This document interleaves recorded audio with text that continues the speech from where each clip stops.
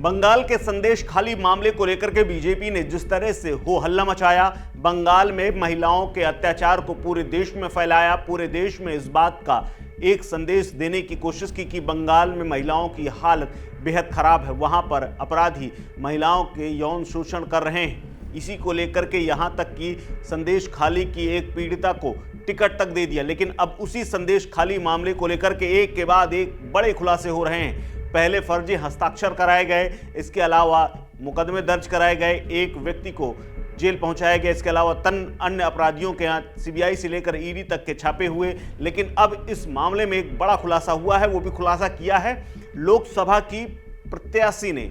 दरअसल एक वीडियो सामने आया है और जिसमें वो ये कहते हुए नजर आ रही हैं कि पता नहीं कौन से लोगों का राष्ट्रपति के साथ मिलन कराया गया या मुलाकात कराई गई, जबकि उनका संदेश खाली की पीड़िताओं से कोई लेना देना ही नहीं है।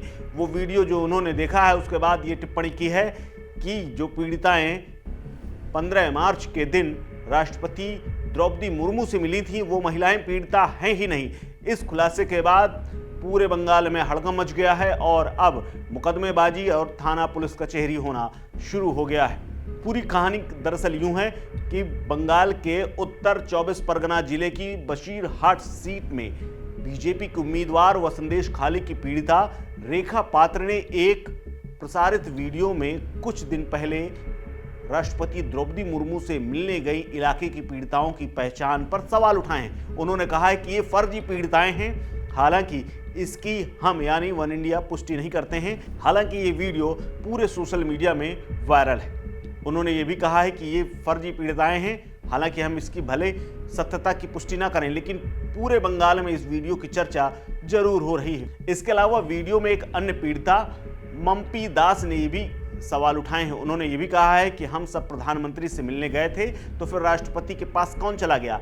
हम पीड़ित हैं, हम आंदोलन के मुख्य चेहरा हैं, लेकिन दूसरे लोग मिल आए। उन्होंने दावा ये भी किया कि फर्जी पीड़िताओं को दिल्ली ले जाने के पीछे बीजेपी के नेता अनूप दास का हाथ है। अनूप दास संदेश खाली कांड में मुख्य आरोपी शाहजहां शेख के करीबी शिव प्रसाद हाजरा से हर महीने 10,000 रुपए लेता है, यानी वसूली करता है, ये भी आरोप है। इसके अलावा उनके साथ पद्मा मंडल भी गई थी। पद्मा टीएमसी की समर्थक हैं। वहीं बीजेपी की राज्य प्रवक्ता शामिक भट्टाचार्य ने इस पर सफाई दी है। उन्होंने कहा है कि अनूप बीजेपी के पुराने नेता हैं। संदेश खाली के हर क्षेत्र पीड़िताएं हैं।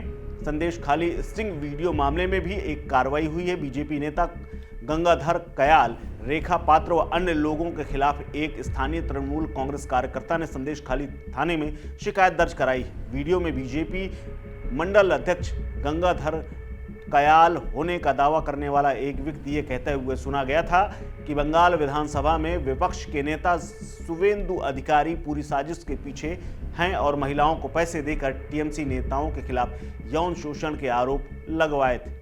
इस वीडियो की भी हम पुष्टि नहीं करते हैं, लेकिन इसके अलावा अब टीएमसी की तरफ से एक मंत्री ने बड़ी बात कही है। उन्होंने कहा है कि इस पूरे घटनाक्रम में रेप पीड़िताओं से फर्जी सिग्नेचर कराए गए, फर्जी तरीके से ये सिग्नेचर कराए गए और इसके अलावा महिला आयोग की अध्यक्ष रेखा शर्मा इस पूरी कहानी की लेखक हैं, यानी पूरी साजिशकर्ता रेखा शर्मा है।